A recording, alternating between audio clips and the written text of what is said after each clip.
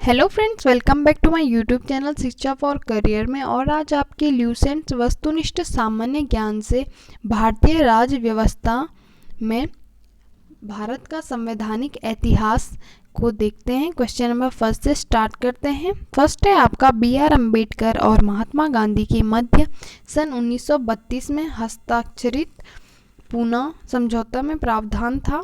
तो option D हो जाएगा, हरिजन के लिए आरक्षण सहित संयुक्त निर्वाचन क्षेत्र का। दूसरा क्वेश्चन है आपका, सूची फर्स्ट को सूची सेकंड से सुमेलित कीजिए। तो इसमें ऑप्शन हो जाएगा आपका बी सही हो जाएगा। चलिए मिलाते हैं। सूरत विभाजन 1907 में, सांप्रदायिक अधिनिर्णय 1932 में, सर्वदलीय सम्मेलन 1928 में और पूर्व स्वराज का संकल्प 1929 में हुआ था। क्वेश्चन नंबर 3 है, निम्नलिखित में से किस अधिनियम द्वारा भारत की गवर्नर जनरल को अध्यादेश जारी करने की शक्ति प्रदान की गई है? तो आपका ऑप्शन बी हो जाएगा, भारतीय परिषद अधिनियम 1861 में। चौथा क्वेश्चन आपका, सूची फर्स्ट को सूची सेकंड से मिलान कीजिए। तो आपका ऑप्शन ए सही हो जाएगा।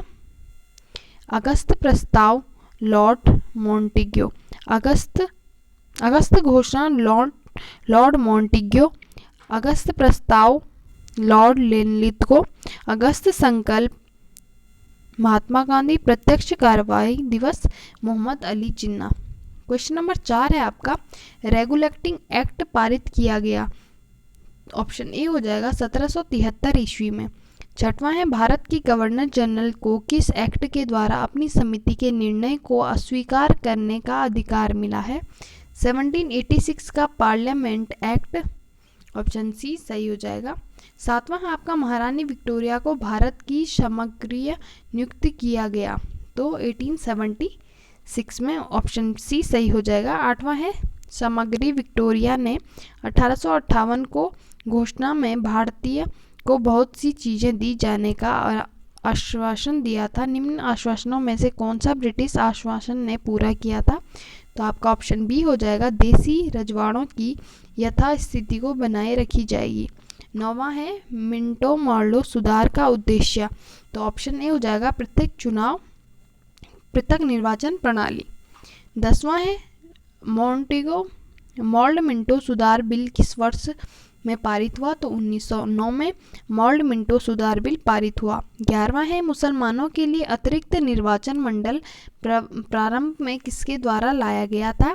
तो मॉल्ड मिंटो सुधार 1909 में। 12वां है, 1909 के इंडियन काउंसिलिंग एक्ट में किस बात की व्यवस्था की गई थी? तो ये हो जाएगा आपका ऑप्शन बी हो जाएगा, सांप्रदायिक प्रतिनिधित्व। मॉन्टेगो चेम्सफोर्ड सुधार में प्रावधानों का सार था प्रांतों में दोहरा शासन। 14 है आपका, 1946 को कैबिनेट मिशन 3 मंत्रियों से गठित था। निम्नलिखित में से कौन सा सदस्य नहीं था? तो ऑप्शन डी, लॉर्ड एमरी नहीं था, लॉर्ड पैथिक लॉरेंस था, सर सेटफोर्ड क्रिप्स थे और एवी अलेक्जेंडर थे। 15वां है आपका, कैबिनेट मिशन योजना के विषय में कौन सा सही नहीं है? तो आपका ऑप्शन सी हो जाएगा, पाकिस्तान की स्वीकृति। 12वां है, भारत का संविधान लागू होने तक स्वतंत्रता के पश्चात इसका शासन किसके अंतर्गत चलाया गया था? तो 1935 के भारत अधिवेशन के अनुसार। 17वां है, भारतीयों को वर्ष 1947 में सार्वभौमिक सत्ता सौंपने की योजना निम्नलिखित में से किस नाम से जानी गई? माउंटबेटन योजना। ऑप्शन सी सही हो जाएगा। कौन सुमेलित नहीं है? तो इनमें सुमेलित कौन सा नहीं है? साइमन कमीशन भारत विभाजन से सुमेलित नहीं है। बाकी मॉल्ड मिंटो सांप्रदायिक प्रतिनिधित्व, भारत सरकार अधिनियम 1935, स्वशासन, कैबिनेट मिशन, संविधान सभा का गठन। 19 आपका, किस भारत सरकार अधिनियम के तहत पहली बार विधायिका में कुछ निर्वाचन प्रतिनिधित्व को मंजूरी दी गई? तो ये हो जाएगा आपका ऑप्शन बी हो जाएगा।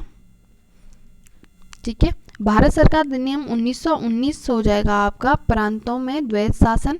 भारत सरकार अधिनियम 1935 हो जाएगा आपका, प्रांतीय स्वायत्तता। और मार्ले मिंटो 1909 का हो जाएगा, सांप्रदायिक निर्वाचन। और भारत परिषद अधिनियम 1861 हो जाएगा आपका सती प्रथा का अंत और अधिनियम 1858 हो जाएगा आपका ब्रिटिश शासन शक्ति में आया। अखिल भारतीय महासंघ स्थापित करने का प्रावधान शामिल किया गया था। ऑप्शन ए भारत सरकार अधिनियम 1935 में। निम्नलिखित में से किस अधिनियम ने केंद्र में द्वैध शासन प्रणाली को स्थापित किया? तो भारत शासन अधिनियम 1919 में। 22वां संघीय प्रणाली का पहला प्रयास भारत सरकार अधिनियम द्वारा किया गया, तो 1935 में किया गया। 23वां है किस अधिनियम की प्रमुख विशेषता प्रांतीय स्वायत्तता थी? 1935। 24वां भारत में सचिव का पद किसके द्वारा निर्मित किया गया? तो भारत सरकार अधिनियम 1858 के तहत। किस भारत सरकार अधिनियम के तहत पहली बार विधायिका में कुछ निर्वाचन प्रतिनिधित्व की मंजूरी दी गई? तो भारत सरकार अधिनियम 1909। भारत शासन अधिनियम 1935 द्वारा स्थापित संघ में अविष्ट शक्तियाँ किसे दी गई? तो गवर्नर जनरल को अविष्ट शक्तियाँ दी गई। आज आपका भारत का संवैधानिक का इतिहास कंप्लीट हो चुका है। नेक्स्ट वीडियो में आपका संविधान सभा के बारे में बात करेंगे। तब तक के लिए थैंक यू सो मच। आपको वीडियो अच्छी लगी हो तो लाइक करें, चैनल को सब्सक्राइब करें और कमेंट जरूर करें। Thank you so much.